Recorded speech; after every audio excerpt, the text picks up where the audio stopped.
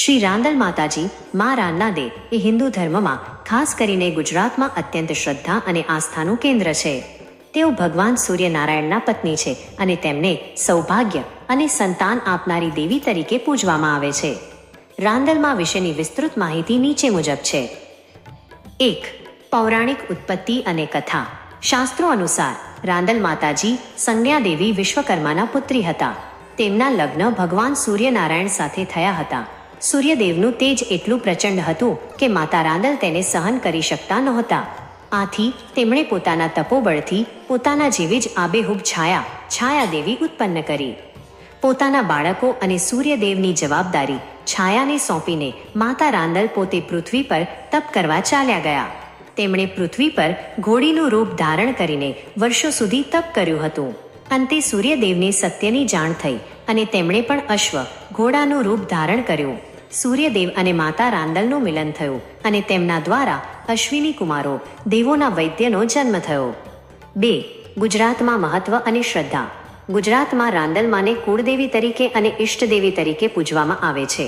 ખાસ કરીને સૌરાષ્ટ્રમાં તેમનો મહિમા અપરંપાર છે. તેમને જગતના જનની અને બાળકોના રક્ષણહાર માનવામાં આવે છે. શ્રદ્ધાળુઓ માને છે કે જો કોઈને સંતાન ન થતું હોય અથવા લગ્નમાં અવરોધ આવતો હોય તો રાંદલમાની બાધા રાખવાથી તે પૂર્ણ થાય છે. 3.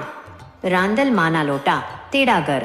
મા રાંદલની પૂજા કરવાની એક વિશિષ્ટ પદ્ધતિ છે જેને લોટા તેડવા કહેવામાં આવે છે.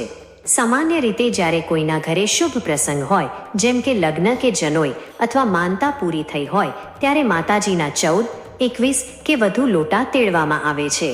તાંબા કે પિત્તળના લોટા પર નાળિયેર મૂકી તેને શણગારીને દેવીના મુખ માસ્ક બેસાડવામાં આવે છે. માતાજીને તેલની ધાર કરવામાં આવે છે અને લાપસીનો ભોગ ધરાવવામાં આવે છે. 4. પ્રસિદ્ધ મંદિરો. ગુજરાતમાં રાંદલમાના અનેક મંદિરો છે પરંતુ 2 સ્થળો સૌથી વધુ પ્રખ્યાત છે. દડવા તા ઉમરાળા જી ભાવનગર. દડવા રાંદલમાનું સૌથી મોટું અને પવિત્ર ધામ ગણાય છે.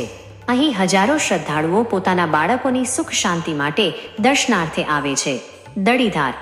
અહીં પણ માતાજીનું પ્રાચીન અને ચમત્કારી સ્થાનક આવેલું છે. 5. રાંદલમાના ગરબા અને સ્તુતિ. નવરાત્રિ અને અન્ય ધાર્મિક પ્રસંગોએ રાંદલમાના ગરબા ખૂબ જ ભાવપૂર્વક ગાવામાં આવે છે. ઘોડીએ ચડીને મા રાંદલ આવ્યા. આ પંક્તિઓ ભક્તોમાં ઉત્સાહ ભરી દે છે.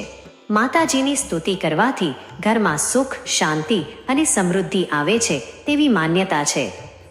સામાજિક અને આધ્યાત્મિક મહત્વ. મા રાંદલ માત્ર એક દેવી નથી પરંતુ તેઓ સ્ત્રી શક્તિ, ધૈર્ય અને માતૃત્વનું પ્રતીક છે. તેમની પૂજામાં ગરીબ અને અમીરનો ભેદ જોવા મળતો નથી. કન્યા ભોજન અને ગોરણીઓ જમાડવાનો રિવાજ એ સ્ત્રી સન્માન અને સેવા ભાવનાનો સંદેશ આપે છે. નિષ્કર્ષ. રાંદલ માતાજી એ તેજ અને પ્રકાશના અધિષ્ઠાત્રી દેવી છે. તેઓ ભક્તોના દુઃખ હરે છે અને સંતાન સુખ અર્પે છે. જો તમે પણ કોઈ મુસીબતમાં હોવ તો શુદ્ધ હૃદયથી જય માં રાંદલ બોલવાથી મનની શાંતિ મળે છે. શું તમે ઈચ્છો છો કે હું તમને રાંદલમાની આરતી અથવા તેમની કોઈ ચોક્કસ કથા વિશે વધુ વિગતે જણાવું?